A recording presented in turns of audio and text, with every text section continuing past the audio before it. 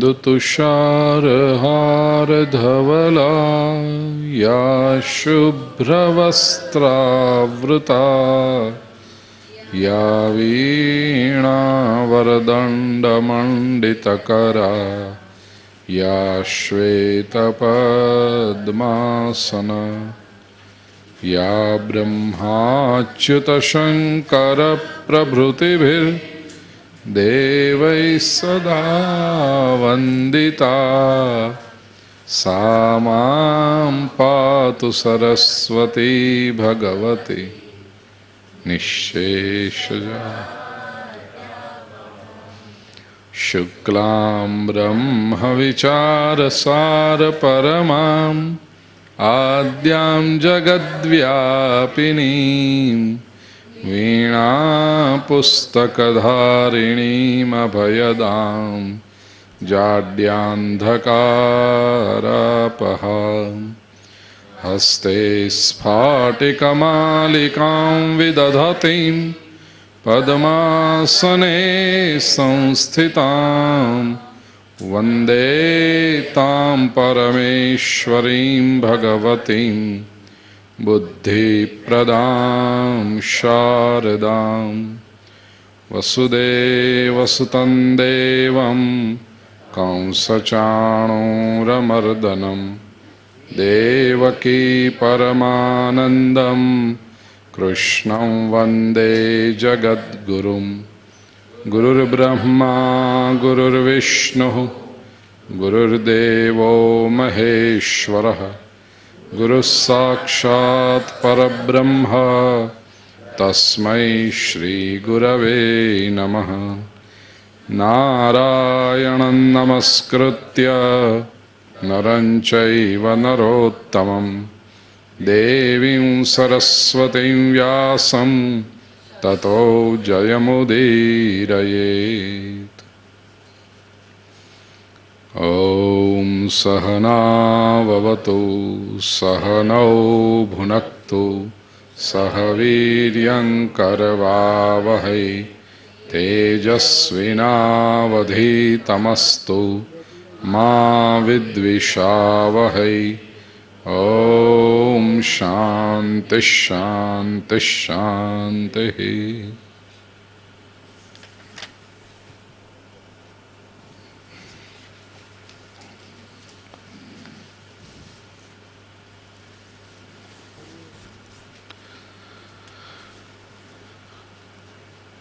मृत्यु के बाद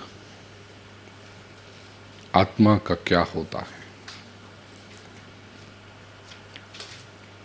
नचिकेता ने यह प्रश्न पूछा है यमराज से।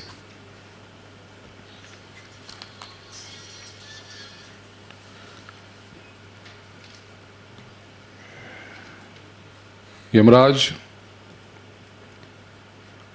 ने सबसे पहले तो आत्म तत्व का वर्णन किया है। कैसी है ये आत्मा?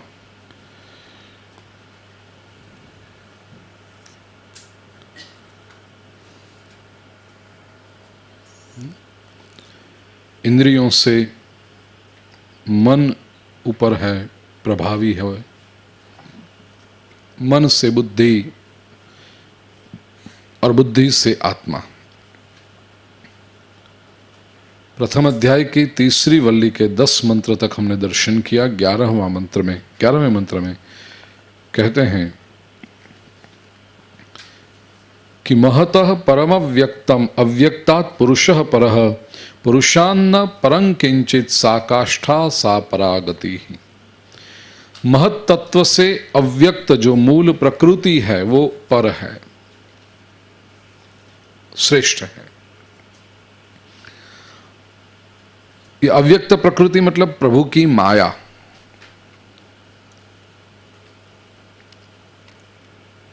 महत तत्व पंच महातत्वों में से जो शरीर उत्पन्न हुआ, शरीर का निर्माण हुआ, पृथ्वी जल तेज वायु आकाश, उससे अव्यक्त जो माया है, ये सभी को नचाने वाली, सभी को प्रेरित करने वाली माया श्रेष्ठ है। माया से भी अव्यक्तात् पुरुषः परः, पुरुष जो परमात्मा है वह श्रेष्ठ है। और पुरुषान्न परं किंचित, पुरुष से, परमात्मा से श्रेष्ठ और कुछ है ही नहीं। सा काष्ठा सा परागति ही, यह पराकाष्ठा है और वही परम तत्व जो है परमात्मा, वही परम गति है। होता क्या है कि एष सर्वेषु भूतेषु गूढ़ोत्मान न प्रकाशते, जीव मात्र में रहने पर भी यह गूढ़ आत्मा जो रहस्यमय है वो प्रकाशते न, वो दिखाई नहीं पड़ता।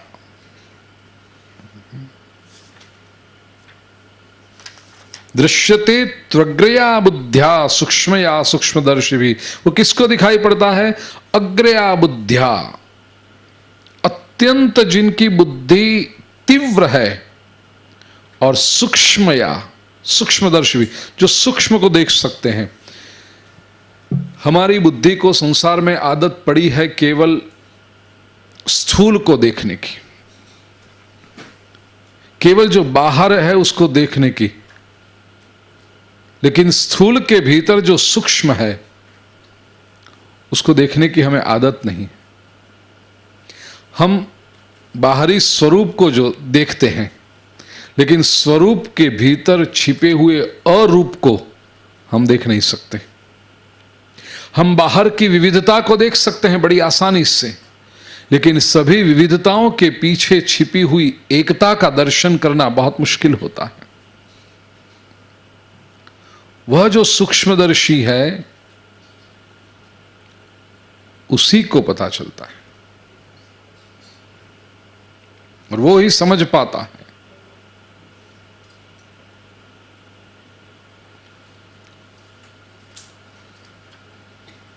यच्छेंग वांग मनसी प्राज्ञस्तद्यच्छेन ज्ञान आत्मनि। क्या करना चाहिए आत्मा का दर्शन करने के लिए? तो 13वें मंत्र में यमराज कहते हैं कि यच्छेद वांग मनसी प्राज्ञ, जो प्राज्ञ है, बुद्धिमान मनुष्य है, बुद्धिमान साधक है, उसे पहले तो वाक मनसी यच्छेद, यच्छेद मतलब विलीन करना, वाणी को मन में विलीन करो। ये पूरी उपासना पद्धति बताई है आत्मदर्शन के लिए। हो सके उतने वाणी का प्रयोग कम करो। बोलने में बहुत शक्ति व्यर्थ जाती। बोलो ही मत जब तक अत्यंत आवश्यकता न हो। वाक मनसी यच्छेद, वाणी का मन में विलीनीकरण।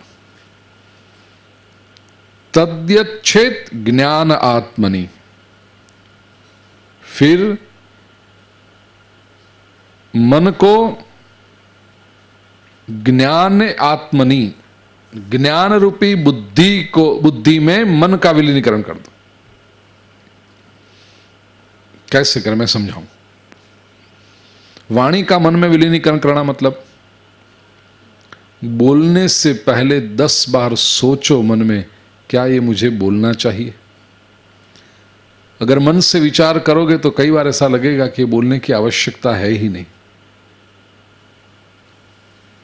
ये वाणी का मन में विलीनीकरण हो गया, एक फिल्टर आ गया वाणी के ऊपर। अधिकतर क्या होता है, बोलने की इच्छा होती है तो बोल देते हैं, फिर सोचते भी नहीं कि इस पीछे उसका परिणाम क्या होगा बाद में। वाणी को पहले मन के अंदर ले जाओ, मन के कस्टम डिपार्टमेंट में रखो कि क्या सचमुच मुझे बोलना है ये, और ये जो बोलूंगा उसका परिणाम क्या आएगा। वाक मनसी यच्छेद, तो अपने आप कुछ बातें बोलना बंद हो जाएगी। अच्छा, मन को ज्ञान आत्मनि मतलब ज्ञान रूपा बुद्धि में विलीनीकरण कर दो। मन में जो विचार आते हैं वो बुद्धि के पास भेजो कि ये विचार करने जैसे हैं, चेकिंग कराओ उधर। तो कई विचारों को बुद्धि वहीं पर रोक देगी, नहीं ये गलत है, ये गलत है, ये मत करो, ये मत करो। अपना क्या है, विचारों पर कोई अंकुश ही नहीं है। ગુજરાતીમાં કહીએ ને મન થયું, મન થયું, પણ શું કામ થયું મન? મનને કંઈક બેસ, થવાનું નથી તારે। मन को बुद्धि में विलीनीकरण करो।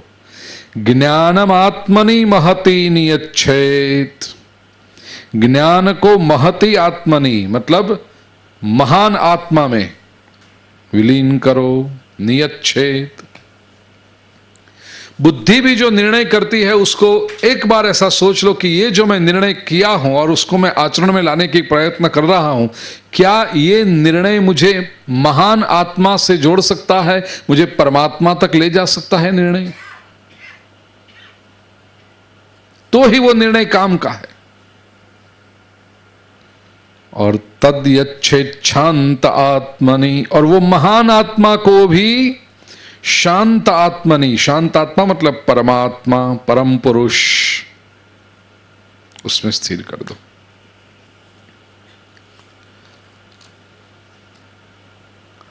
ये प्रोसेस शब्दों से तो समझ में आ गई, लेकिन कैसे की जाती है? 14वें मंत्र में यमराज उपदेश करते हुए कहते हैं, बड़ा सुंदर मंत्र है, बड़ा प्रसिद्ध मंत्र है। एक एक चरण बोलें।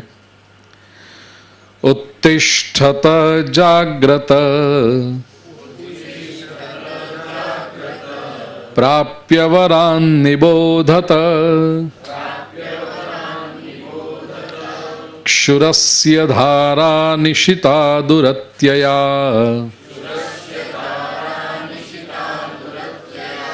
दुर्गम पदस्तत्कवयो वदन्ति दुर्गम पथस्तत् दुर्गम पथस्तत्कवयो वदन्ति। कठोपनिषद का, केवल कठोपनिषद का नहीं, मुझे लगता है समग्र उपनिषद साहित्य के अगर प्रसिद्ध से प्रसिद्ध मंत्र और महत्वपूर्ण मंत्रों का चयन किया जाए तो मुझे लगता है ये मंत्र अवश्य उसमें स्थान पाएगा। उत्तिष्ठत जाग्रत प्राप्य वरान् निबोधत। उत्तिष्ठत खड़े हो जाओ, जाग्रत जाग जाओ, प्राप्य प्राप्त करो, कैसे? वरान् निबोधत, वर श्रेष्ठ जो महापुरुष हैं उनके पास से बोध पा करके, उनके पास, उनके समीप जा करके ज्ञान को प्राप्त करो। क्षुरस्य धारा निशिता दुरत्यया। ये धर्म का मार्ग कैसा है, अध्यात्म का मार्ग कैसा है? दुर्गम पथस्तत् कवयो वदन्ति। कवि मतलब केवल कविता करने वाला नहीं, प्रासानुप्रास या अंत्यानुप्रास करने वाला नहीं। कवि कौन? कौति भक्तेभ्य उपदिशति इति। कवि भगवान मार्ग का भक्त को उपदेश करता है, जो स्वयं पाया है वो दूसरों को बांटता है, वो कवि है। इंद्रिय अगोचर जो अनुभव है वो इंद्रिय की समझ में आ जाए, ऐसी सरलता से वो अनुभव को ट्रांसप्लांट करने की कोशिश करता है, वह कवि है। आध्यात्मिक शब्द है कवि, केवल साहित्यिक शब्द नहीं है। दुर्गम पथस्तत् कवयो वदन्ति। ज्ञानी कहते हैं कि यह पथ बड़ा दुर्गम है, कठिन है। हरिनो मार्ग छे शूरानो नहीं कायरनु काम जोने प्रथम पहला मस्तक मुकी वळती लेवू नाम जोने। बायजीद सूफी फकीर हुआ, उसके पास जब कोई व्यक्ति जाता था सत्य को ढूंढ, बड़ा महत्वपूर्ण व्यक्ति, बड़ा ज्ञानी महापुरुष बायजीद, और कीर्ति भी उनकी बहुत थी, सब लोग जाते थे। कोई भी जाए उनके पास कि मास्टर मुझे सत्य को पाना है, परमात्मा को पाना है, बायजीद पहला प्रश्न पूछता था, वो तो सब ठीक है, पहले ये बता तेरा अस्थि पंजर कहां भेजना है, तारू हाड़ पिंजर क्या मोकलवानुं छे। चौंक जाता था वो आदमी, कहता था अरे मैं तो भगवान को प्राप्त करने आया हूं और आप कहते हो मेरा अस्थि पंजर, स्केलेटन, हाँ तैयार है, प्राण भी चले जाएं उसके लिए तैयार है, कि बलिदान देने की, अपना बलिदान करने की तैयारी है तो सत्य को पा सकोगे। दुर्गम पथस्तत् कवयो। एक बहुत गलत धारणा क्या आ गई है समाज में, धर्म कौन करेगा? जिसको और कुछ करने जैसा नहीं वो धर्म करेगा। भगवान के मार्ग पर कौन चलेगा? जो दुनिया की कपट नहीं कर सकता है, बेचारा भला आदमी है, भोला, कोई भी चीटिंग करके जाता है उसके साथ। ये बेचारे भोले लोग धर्म के मार्ग पर नहीं चल सकते। दक्ष, भक्ति के मार्ग पर, परमात्मा के मार्ग पर चलने वाला व्यक्ति दक्ष होना चाहिए, चतुर होना चाहिए।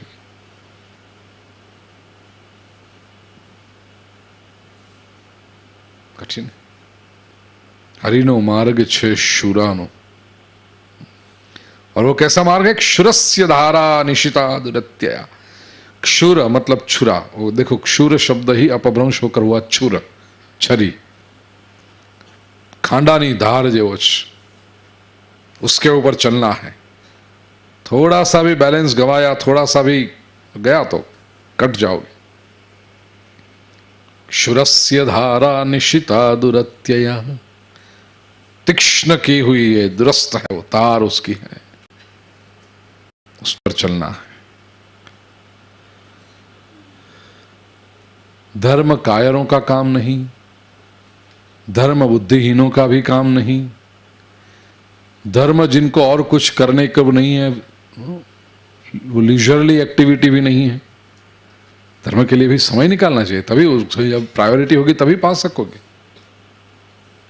और कैसे प्राप्त सको? पहले तो उत्तिष्ठता, खड़े हो जाओ, उत्साह चाहिए। उत्तिष्ठता में उत्साह है।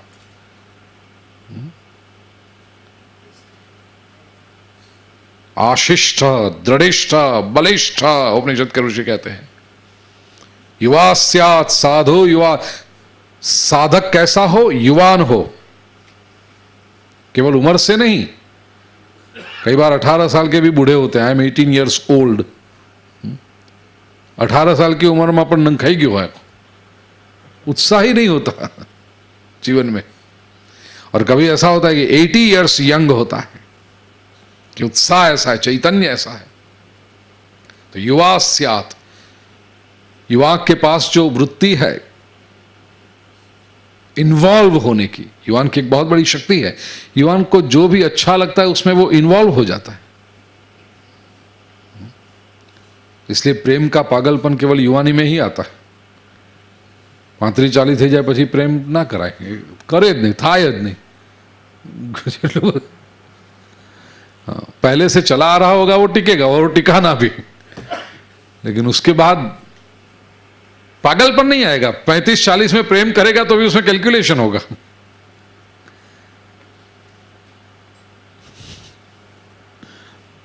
बिजनेस में कोई फायदा होता है?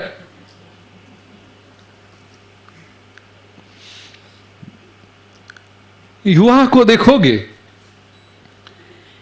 अत्यंत श्रीमंत परिवार का लड़का ऐसी कन्या के साथ प्रेम में है, या तो अत्यंत सुंदर दिखाई पड़ने वाली अत्यंत श्रीमंत परिवार की, प्रतिष्ठित परिवार की कन्या कोई युवा हैरा गहरा नत्थु खैरा नहीं आते बिरवाई गई हुई। लगता है तुम बेटी कौन, तुम कैसे हो इसके साथ? बस हो गया। देख, वो पागलपन है युवानी। यह वृत्ति जब अध्यात्म मार्ग में आ जाए, इन्वॉल्व, डेडिकेट होना, उत्तिष्ठ, उत्साह चाहिए। फिर कहा जागृत, जागृति चाहिए। बेहोशी में धर्म नहीं होता। जागृत। और प्राप्य वरान निबोधत, गुरु की महिमा बताई। आगे कह दिया ना, अपने तर्क से नहीं कर पाओगे, केवल बुद्धि से नहीं होगा। यह मार्ग ही ऐसा है, अध्यात्म मार्ग गुरुगम्य है। मार्गदर्शक चाहिए, फ्रेंड, फिलोसोफर एंड गाइड चाहिए, FPG चाहिए। यहां सेल्फ स्टडी को अवकाश नहीं। प्राप्य वरान निबोधत, और उसको लेकर जब चलते हो मार्ग सरल। कैसी है ये आत्मा? 15वें मंत्र में कहा अशब्दम स्पर्शम रूपम अव्ययम तथा रसम नित्यमगंधवच्च यत् अनाद्यनंतम महतः परं ध्रुवम निचाय्य तन मृत्यु मुखात प्रमुच्यते। यह आत्मा जो शब्द रहित है, स्पर्श रहित है, रूप रहित है, रस रहित है और गंध रहित है, इसका मतलब ये 5 इंद्रियों से पकड़ में नहीं आएगा। अगर आत्मा शब्द स्पर्श होता तो आप उसको कान से सुन सकते थे, आत्मा सुनाई नहीं पड़ता। स्पर्श रहित है, अगर स्पर्शवान आत्मा होता तो त्वगिंद्रिय से, चमड़ी से आप उसको स्पर्श कर सकते, अनुभव कर सकते कि ये रही आत्मा, ऐसी है, ठंडी है, गर्म है, लिस्सी छे, खरबचड़ो छे, कर सकते थे। स्पर्श रहित है, इसलिए त्वगिंद्रिय की पकड़ में नहीं आएगा। इंद्रियातीत है, ये मंत्र में बताया है। अरूपम, रूप रहित है, देख नहीं सकते। हम जब शब्द प्रयोग करते हैं आत्मदर्शन, तो वह दर्शन आंखों से नहीं देखा जाता, वह दर्शन अनुभवात्मक शब्द है। You have to experience the soul. सुबह के ध्यान में भी हमने जो प्रयोग किया आत्मा से मिलन का, वो कैसे कि आंखों बंद करके। अगर आंख का विषय होता तो मैं कहता आंखें खोल दो और देखो आत्मा सामने खड़ी है।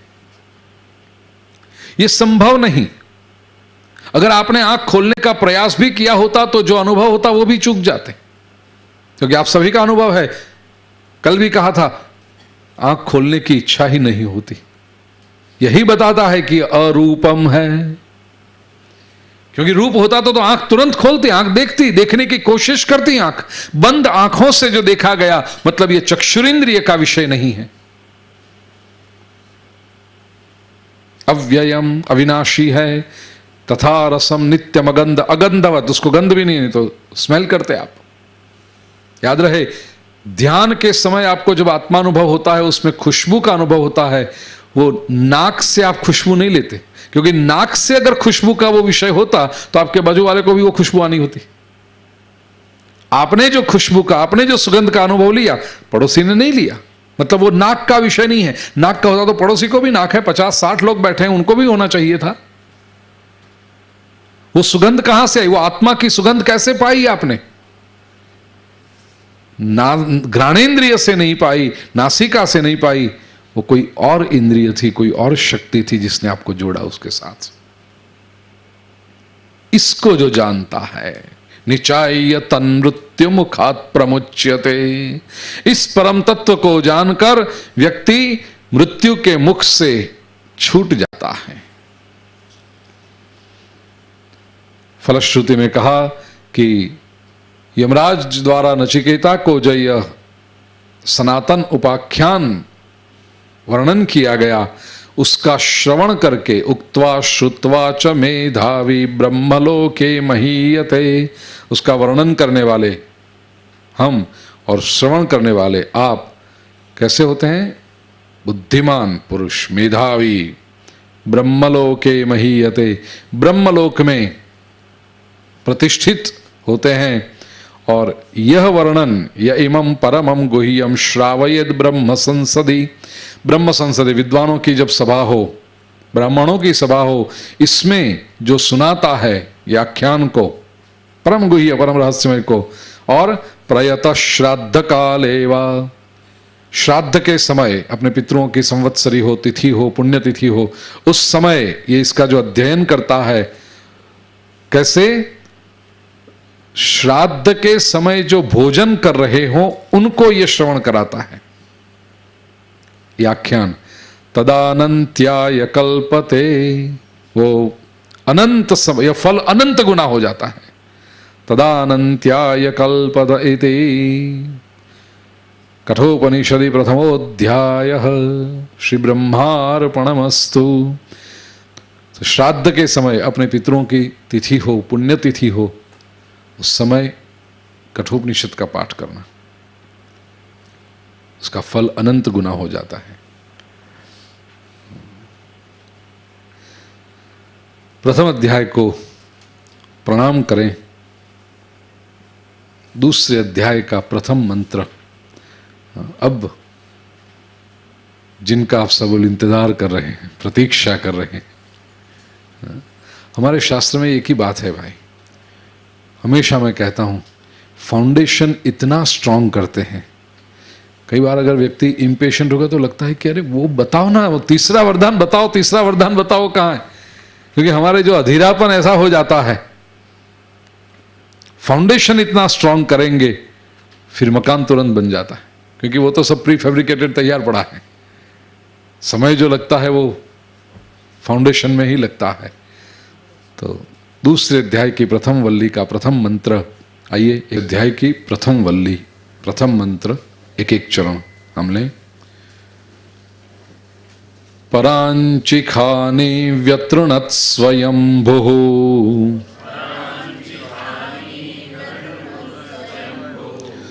तस्मात् परां पश्यति नान्तरात्मन् कश्चिद्धीरः प्रत्यगात्मानमैक्षत् आवृत्तचक्षुरमृतत्वमिच्छन्।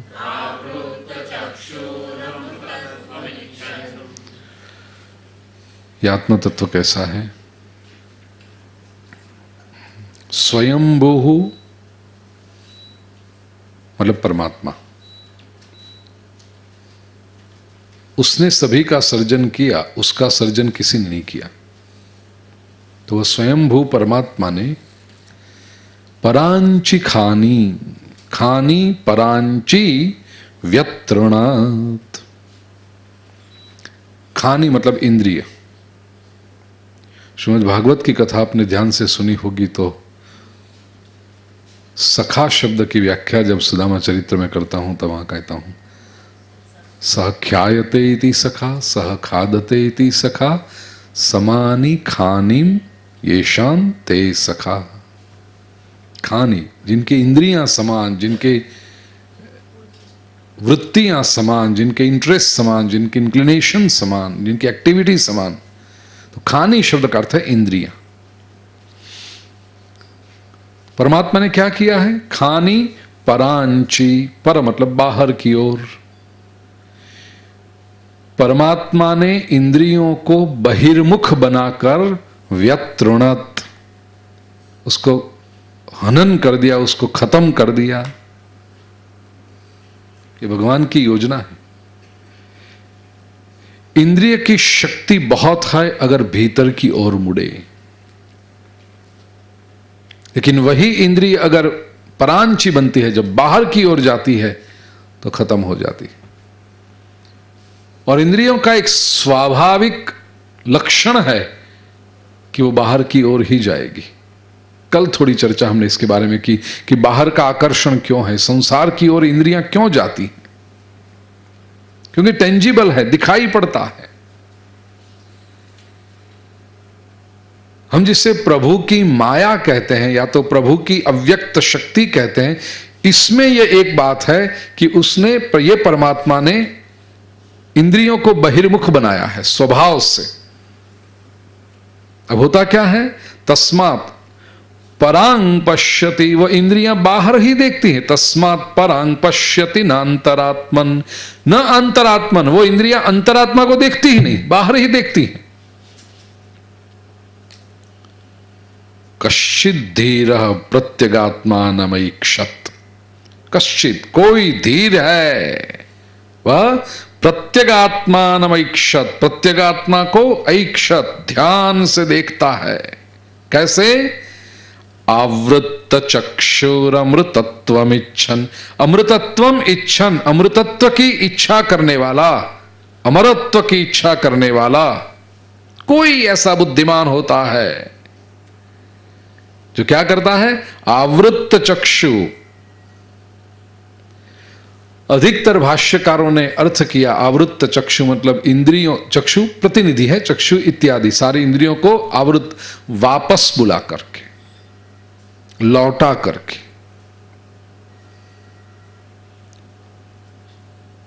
चिंतन से जो प्राप्त होता है, सीधे सरल व्याकरण का अर्थ कहूं, आवृत्त।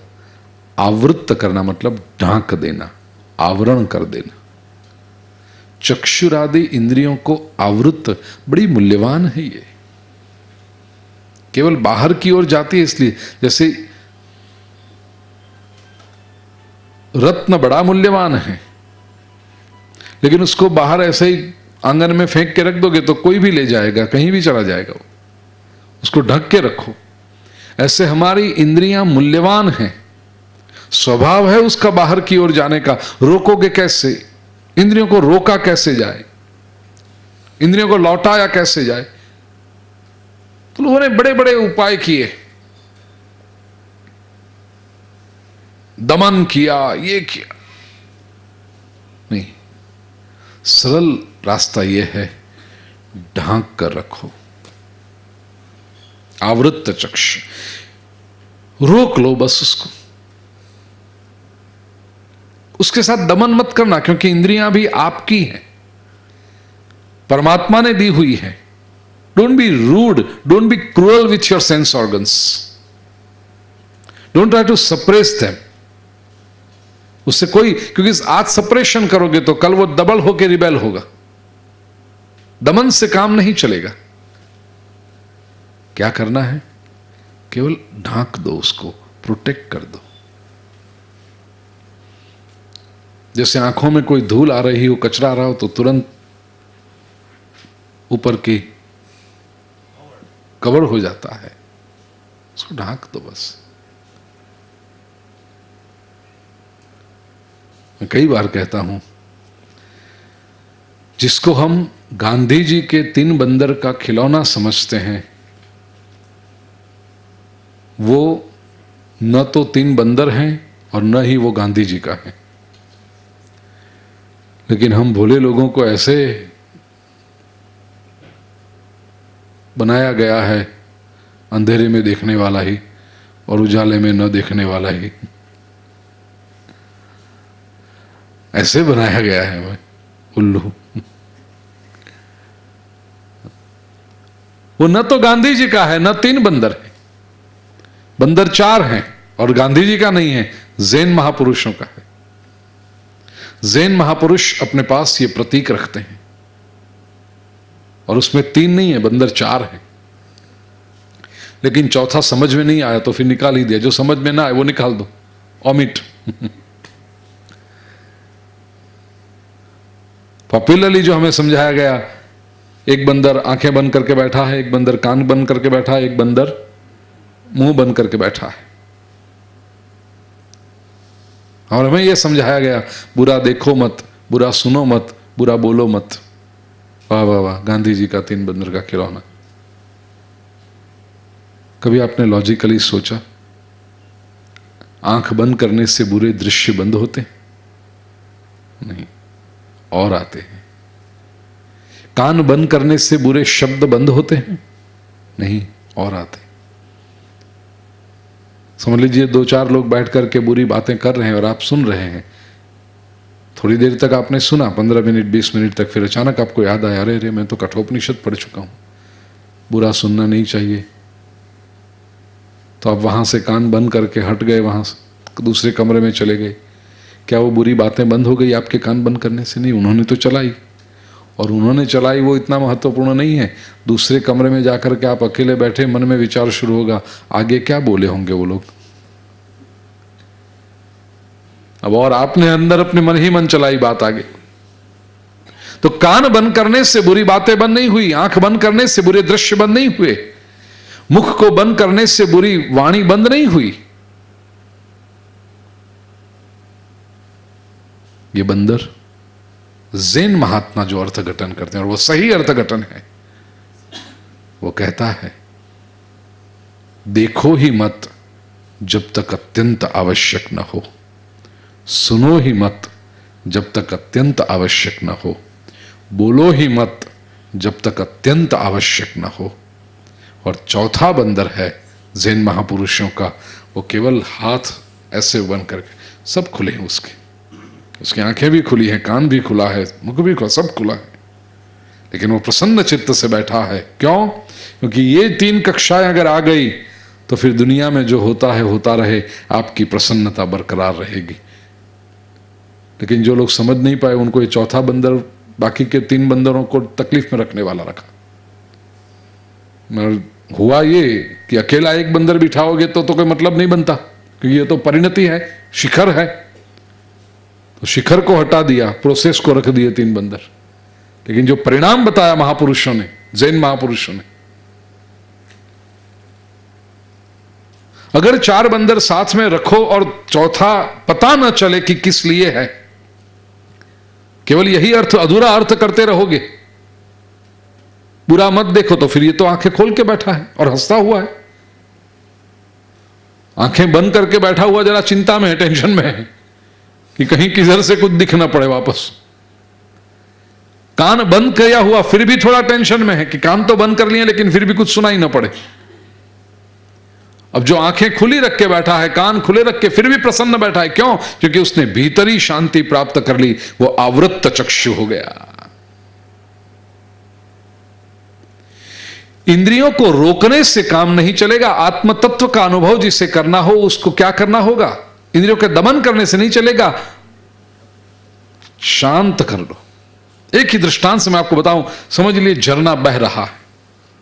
अब इस झरने को बहने दोगे तो बहता हुआ चला जाएगा, कहीं नदी में मिल जाएगा, कहीं समंदर में मिल जाएगा। कुछ कर नहीं पाया वो झरना, बस बह गया केवल। इस झरने के प्रवाह को लौटाना संभव नहीं है। You can reverse the flow of this stream. बेईमानी होगी, मूर्खता होगी। कोई सोचे गंगोत्री से निकल करके गंगा इलाहाबाद तक आती है, अब जरा उसके प्रवाह को लौटा लिया जाए, इलाहाबाद से गंगा को शुरू करके गंगोत्री तक पहुंचाया जाए। प्रवाह को लौटा नहीं पाओगे आप, वो करना भी बेईमानी है। प्रकृति के नियमों के विरुद्ध जा रहे हो तुम। करना क्या है? झरने को जहां आपको पता चले वहीं पे रोक लो उसको, आगे बहने मत दो। अभी क्या होगा? वहां पर जल इकट्ठा होता जाएगा। जब आपने उसके प्रवाह को रोक लिया, उल्टाने की जरूरत नहीं है, केवल रोक लो।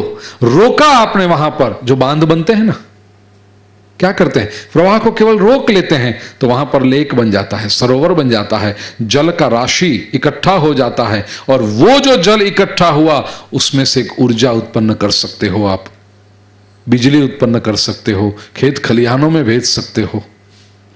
अगर न रोकते तो बहता हुआ वैसे ही चला जाता, लेकिन एक बार रोक लिया तो उसकी ऊर्जा तुम प्राप्त कर सके आपकी मर्जी से, कंट्रोल्ड रूप में। लौटाने की आवश्यकता नहीं है, रोक लो बस। लौटाने में तो तुम्हारी शक्ति और जाएगी और परिणाम कुछ ना मिलेगा। और फायदा क्या है? पूर्व से पश्चिम की ओर बहे कि पश्चिम से पूर्व की ओर बहे, बह तो रहा है।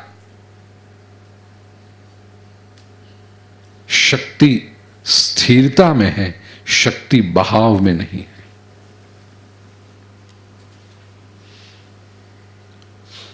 और बाद में फ्लो तो लाना है, इलेक्ट्रिसिटी और प्रोड्यूस करने के लिए भी उसको फेंकोगे आप ऊपर से, हाइट से।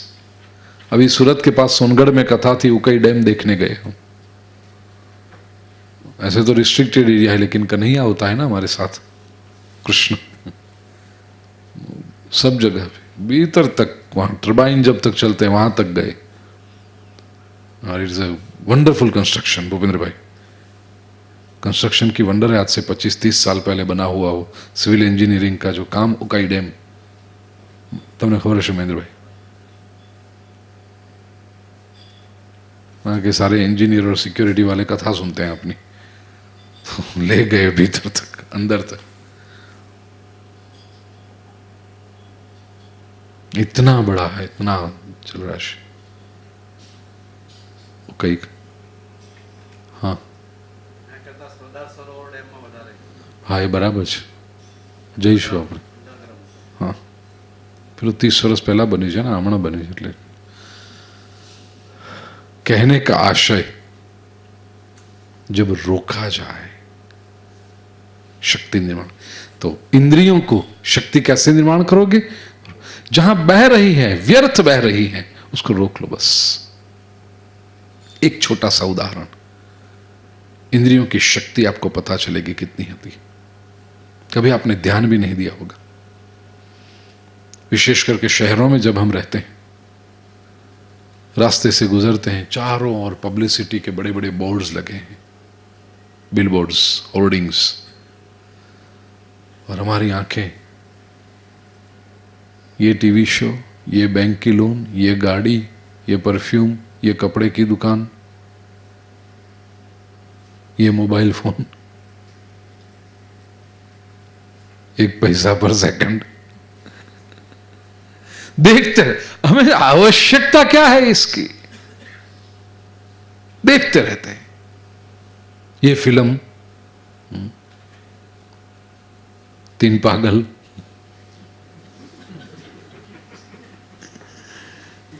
तो हम भी चौथे पागल होकर देखते रहते हैं, जिसकी हमें कोई आवश्यकता नहीं। आपको पता है आपकी आंखें थक जाती हैं, आपको पता भी नहीं चलता। कोशिश एक दिन ऐसी करें, भाग्यशाली अगर हो, आपकी गाड़ी कोई और चला रहा हो और आप केवल बैठे हैं, जागृत अवस्था में आंखें बंद करके बैठे,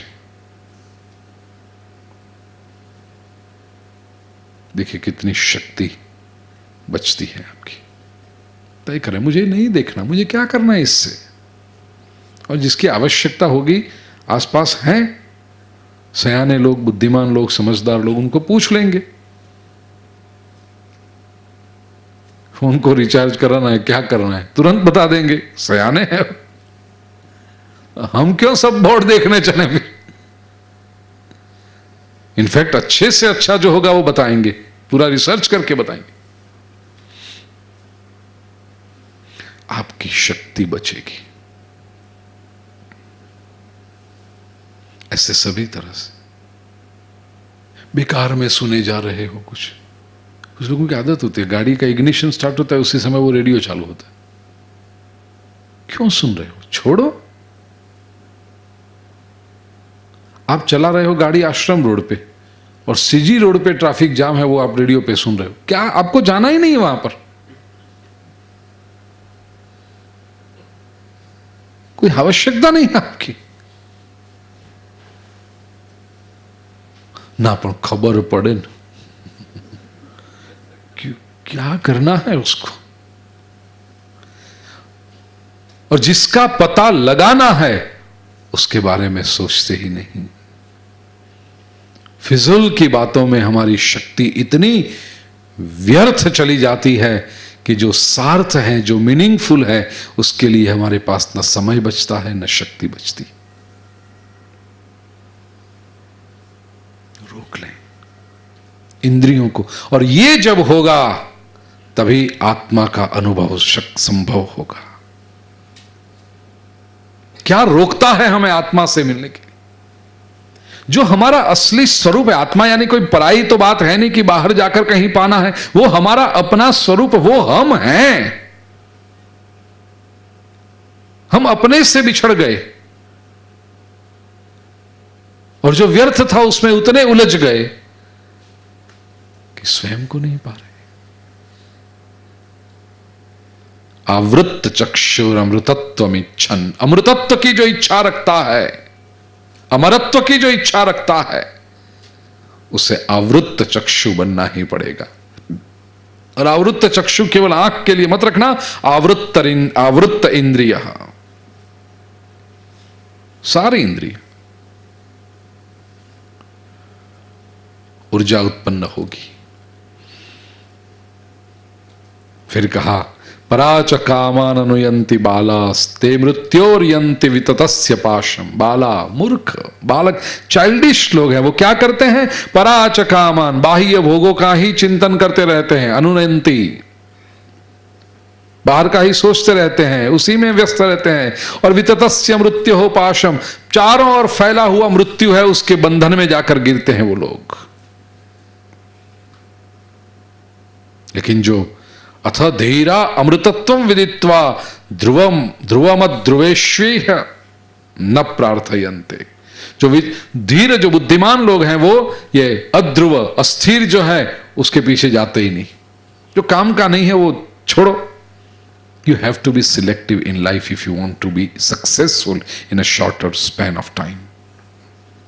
करना ही पड़ेगा सिलेक्शन। और मैं तो ये कहूं कि जिस तरह से समय आगे बढ़ रहा है, you can't afford to be jack of all trades, you have to be master of something. ये जैक बनने का जमाना गया। अब जिस तरह से युग आगे बढ़ रहा है, 50-100 साल पहले आप कह सकते थे कि थोड़ा ये भी किया, थोड़ा ये भी किया, थोड़ा इधर भी किया, थोड़ा उधर भी किया। अब इधर उधर इधर उधर कहीं के सबके करने जाओगे तो कहीं के न रहोगे। लेकिन एक मास्टर बन के बैठो।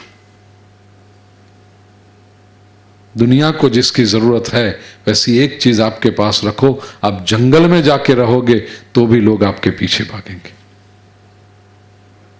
और दुनिया को जिसकी जरूरत नहीं है ऐसी चीज आप दरवाजा खटखटा के सबको पूछने जाओगे, लोग दरवाजा भी नहीं खोलेंगे। होम डिलीवरी करोगे तो भी नहीं लेंगे। उनको जिसकी जरूरत है, मास्टर चाहिए। पूरे सभी क्षेत्रों में एक्सपर्टीज का जमाना। पहले एक डॉक्टर सब कुछ कर देता था। फैमिली डॉक्टर एक अपने होते थे, जनरल फिजिशियन। वो आंखों के भी इलाज कर दे, कान का भी कर दे, गले का भी कर दे, पेट का भी कर दे, हाथ का भी कर दे। हाथ पैर टूट के जो हुआ वो सब बंदर का व्यापारी। अब नहीं चलता है। अब आंख हो तो एक डॉक्टर के पास। ये तो अच्छा है कि राइट एंड लेफ्ट आई का स्पेशलिस्ट नहीं हुआ अभी तक। हाँ, नहीं तो वो कहेगा ये आंख में अच्छा नहीं, मैं तो लेफ्ट आई का स्पेशलिस्ट हूं, राइट आई का 3 दुकान छोड़ के। लेकिन आंख के अंदर भी स्पेशलिस्ट बहुत आ गए। कोई रेटिना स्पेशलिस्ट, कोई ये स्पेशलिस्ट, कोई वो ग्लोकोमा स्पेशलिस्ट, एक्सपर्ट्स। अपने वैद्य के जमाने में पूरे शरीर की हड्डियों का एक डॉक्टर, हाड़ वैद्य। धक्को मारे, लाकड़ू मारे, लात मारे, कहीं करें, पाटा बांधी 15 દાડામાં હરખા કરી દે। હવે આખી એ જ છે ને ભાઈ આપણું स्पेशलिस्ट। इतने जॉइंट्स का ही है, ये वैसा ही है, ये है। दांत के अंदर कितने कितने स्पेशलाइजेशन होते हैं केवल दांत के डॉक्टर में। ऑर्थोडोंटिस्ट, जाने दो। मेरे कहने का आशय क्या है कि ये युग जो आ रहा है, याद रखना, इट्स ऑफ स्पेशलाइजेशन। और वो तभी हो पाएगा फोकस रहोगे। धीर व्यक्ति जो है वो ध्रुवमद ध्रुवेश्व न प्रार्थयन्ते। ये सारे इंद्रियों के विषय हुए, रूप रस गंध शब्द स्पर्श और मैथुन प्रजोत्पादन। एते नैव विजानाति, इन सभी को जो जानता है, किमत्र परिशिष्यते, फिर उसके लिए जानने का क्या बाकी रह जाता है। एतद् वै तत्, उपनिषद में ये शब्द बार बार आता है। एतद् वै तत्, यही है वह। एतत् वै तत्, यही है वह। नचिकेता, जिसके बारे में तुमने पूछा था कि आत्मा क्या है, क्या केनोपनिषद में बड़ी सुंदर बात कही है इसी को। आत्मा को तुम आंखों से देख नहीं पाओगे, लेकिन जिसकी वजह से आंख देख पाती है, ए तद वै तत्, वो आत्मा है। इसलिए ये न रूपम रसम, आत्मा का तुम स्वाद नहीं ले पाओगे, लेकिन जिसकी वजह से, जिसकी शक्ति से, जिसकी प्रेरणा से रसेंद्रिय स्वाद ले सकती है, वो आत्मा है। ए तद वै तत्।